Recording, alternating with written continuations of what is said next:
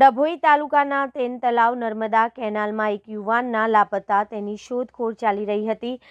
48 કલાક બાદ તેની ડેડ બોડી સિનોર તાલુકામાંથી મળી આવી। ગુરુવારે નર્મદા કેનાલમાં લાપતા થયેલા યુવાનનો મૃતદેહ શોધખોળ દરમિયાન શુક્રવારે રાત્રે મળી આવ્યો હતો। ડભોઈના તેન તલાવ વડજ વચ્ચેથી પસાર થતી નર્મદા કેનાલમાં યુવક લાપતા થયાની ઘટના ગુરુવારે પલ્સર બાઇક લઈ વડોદરા જઈ રહેલા બે મિત્રો બાઇક લઈને કેનાલમાં ખાબક્યા હતા।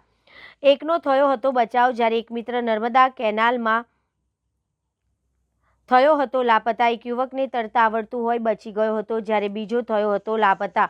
ડભોઈ તાલુકાના ચાંદોદ પોલીસે ઘટના અંગે જાણ કરતા ડભોઈ અને વડોદરાની ફાયરની ટીમે સઘન દ્વારા શોધખોળ આરંભી હતી। લાપતા થયેલ યુવકનો મૃતદેહ શોધવા ફાયરની ટીમો કામે લાગી હતી। સઘન શોધખોળ દરમિયાન શુક્રવારે રાત્રે ફાયરની ટીમને મળી હતી સફળતા। સિનોર તાલુકાના આનંદી પુનિયાદ પાસેથી પસાર થતી નર્મદા કેનાલમાંથી યુવકનો મૃતદેહ મળી આવ્યો।